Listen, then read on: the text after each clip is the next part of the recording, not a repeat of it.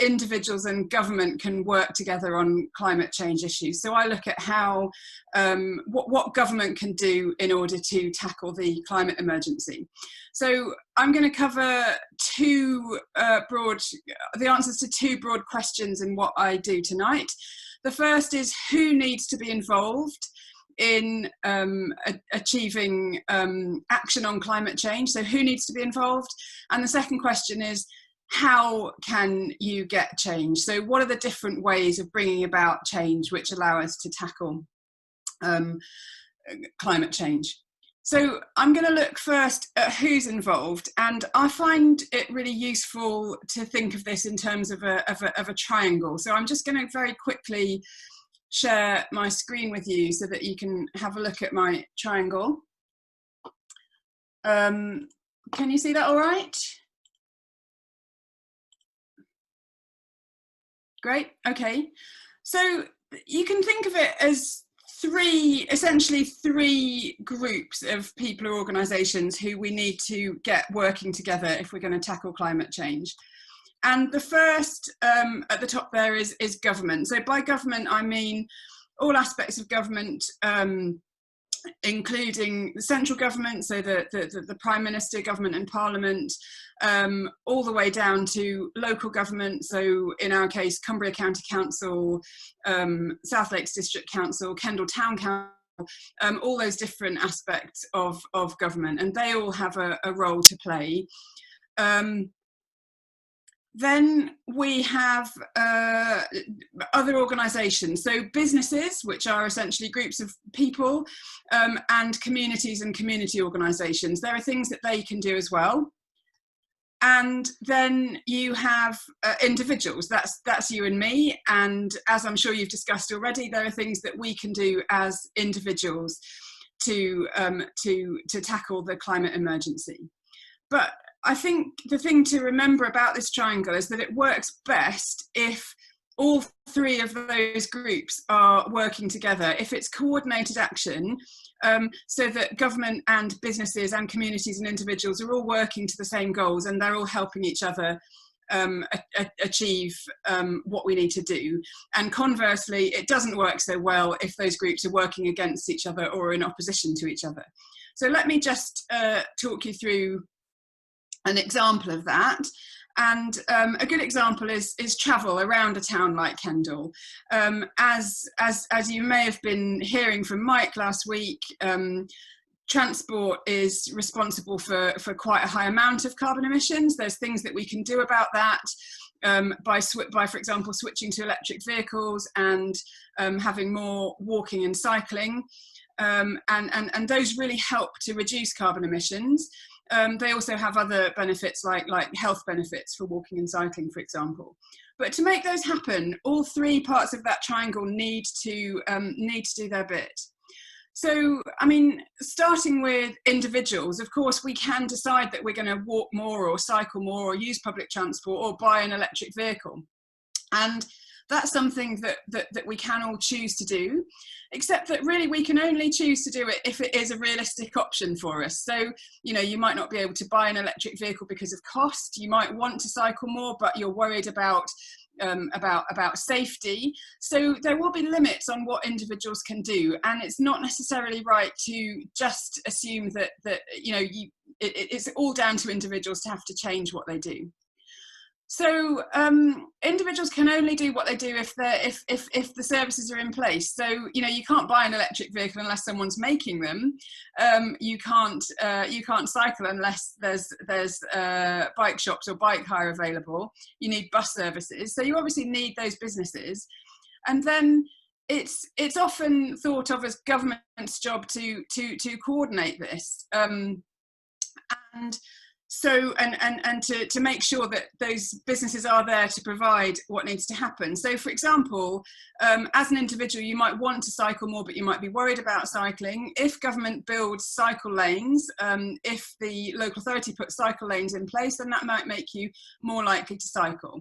So you have, you know, individuals deciding they want to cycle more. You might have businesses providing bike hire, and you might have government providing cycle lanes. And then you've actually got some, you know, the possibility of switching from cars to cycling. The other kinds of things that government might do are charge cars to enter, or provide bus services. Bus services are often subsidised by government. So that's just an idea of how, if you really want to tackle carbon emissions from travelling around Kendal, you would actually need to make sure that all three sides of that triangle are involved, that individuals are involved, but also businesses and communities and central and local government. So it's worth, when you're thinking through, and as a jury, when you're thinking through your recommendations, it's always worth, if you think about the end goal you want, it's always worth thinking about the three sides of that triangle and what would need to happen in each of those areas for things to actually change. So I'll stop sharing my screen there. So that was where I was talking about what needs to, who needs to be involved.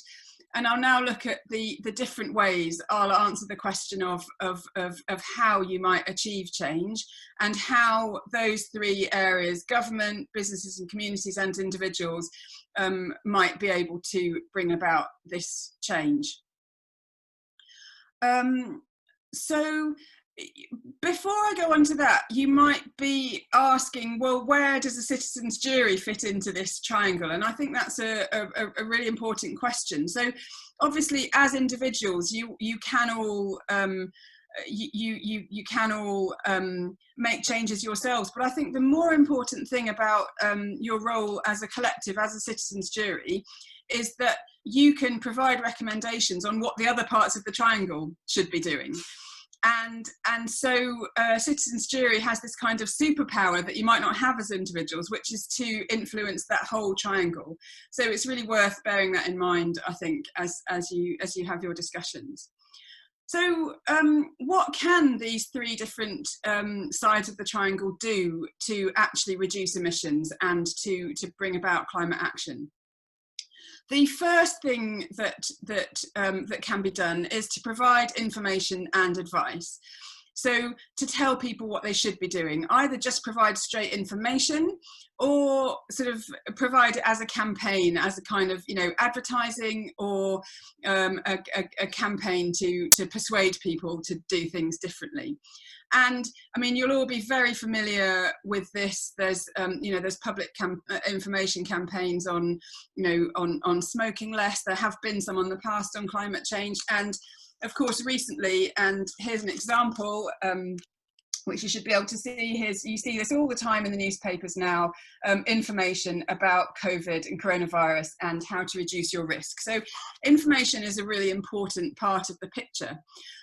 The advantage of providing information and advice is that it's a relatively cheap way of doing things. You just have to get the information out there, and you're not forcing anyone to do anything. You're not changing the law. You're just providing people with information to allow them to make their own decisions. But the disadvantage of it is almost the flip side of that, it can just be ignored. You could have a really excellent information campaign on climate change and people just look the other way. It also, remember the triangle, it doesn't work if there aren't alternatives. So you can have the very best campaign to get people to switch to electric vehicles, but if there aren't enough manufacturers of electric vehicles, if you can't buy one, or if they're too expensive, then that's not going to work. So you have to give people realistic choices, and you sometimes you might think that you need to actually go beyond information to change people, to change behaviours in other ways. So the second thing you can do, and I've got another prop here, so the props just might be useful ways of jogging your memory if you're thinking about different things you might want to recommend later down the line when you come to recommendations. But my second prop is a tenner. Because obviously one way that you can affect change is to spend money on it, and this is something that government does a lot.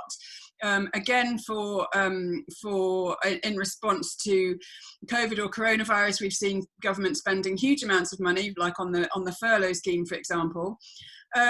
You can think about government investment for to tackle climate change. And certainly as we're looking to recover from coronavirus, the government will have to be spending a lot of money to restart the economy.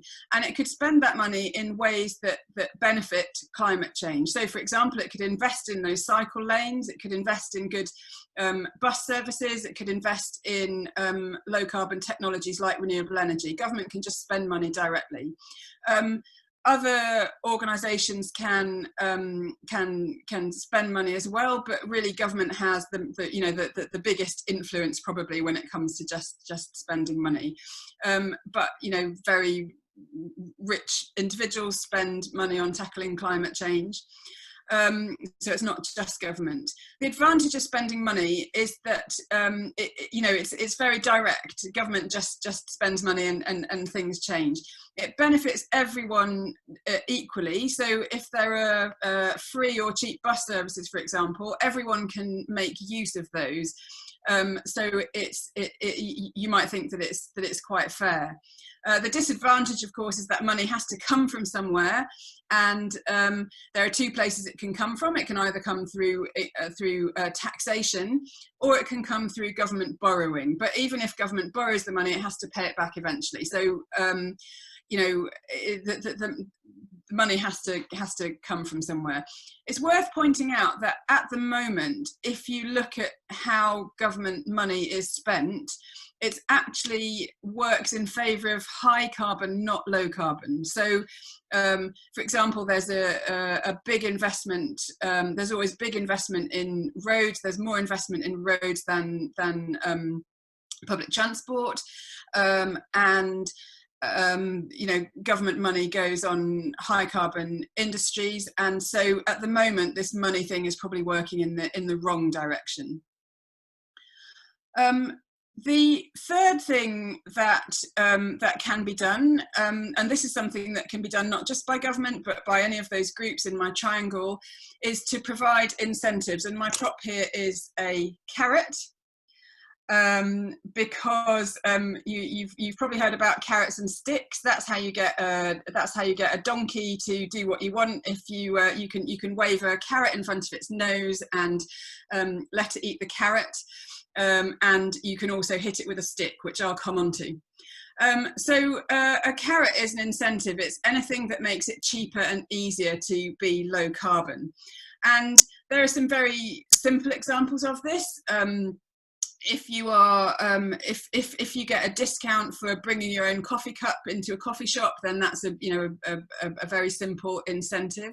There are incentives in play already in that there's no VED tax on electric vehicles, whereas there is on petrol and diesel engines. So that's an incentive that the government provides.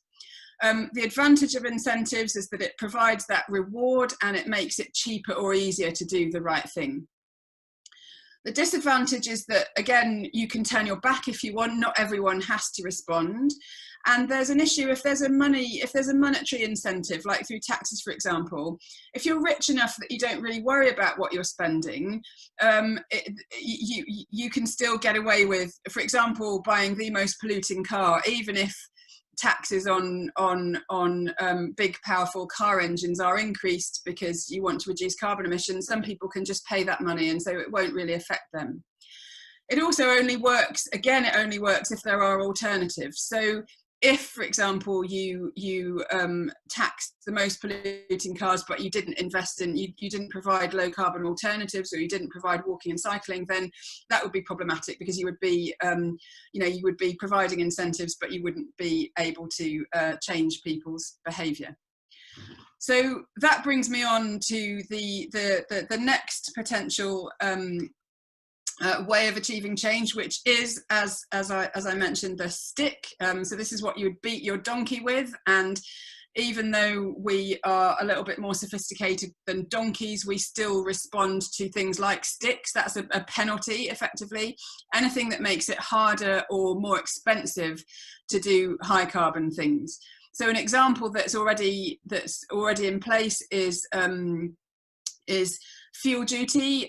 Fuel duty is basically you know, you pay it every time you fill your car up, and it raises money, so that's an advantage. And it might encourage you to look at alternatives. There are huge disincentives, for example, on smoking. If you look at the cost of a pack of cigarettes, or in fact bottles of alcohol, huge amounts of the costs of those things are actually taxed. So they are trying to make it harder or more expensive to smoke or drink. And you can use exactly the same thing in tackling climate change.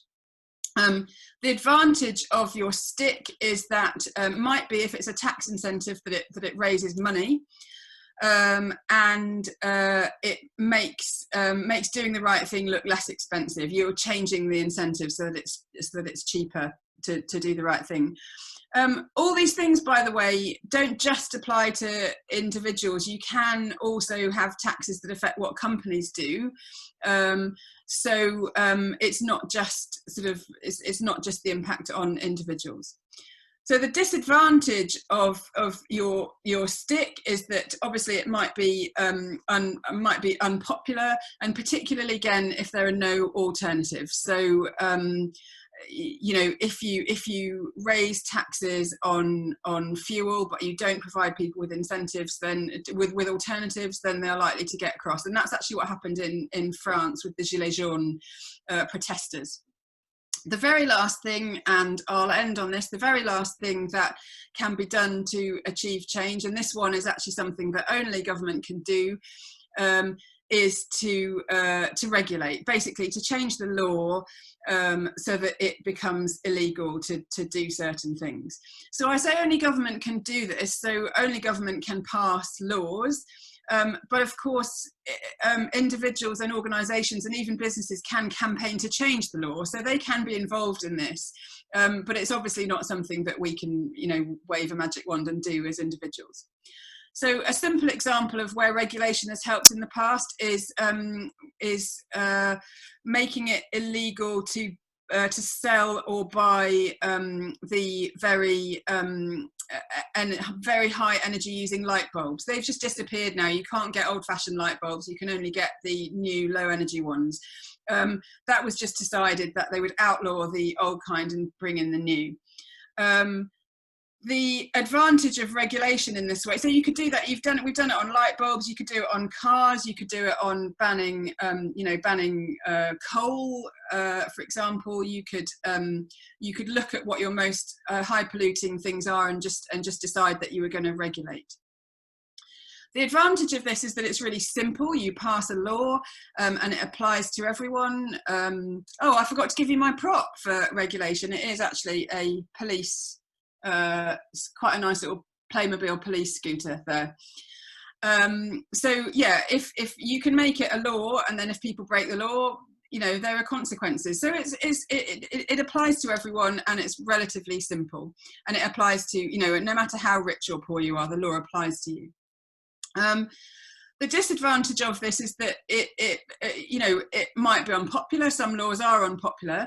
And if you use regulation, if they're, you know, too quickly, then people might not have time to adjust to that change. So the way that it's often suggested is that there'll be a signal that, for example, in 10 years' time, you won't be able to sell a petrol or diesel vehicle anymore. And that's what the government suggested for cars.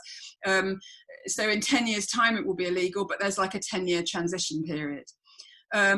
So that might get over that disadvantage. But another disadvantage is that businesses in particular often resist change, and there's quite good evidence to show that businesses are very reluctant and really don't like it when government issues laws in this way.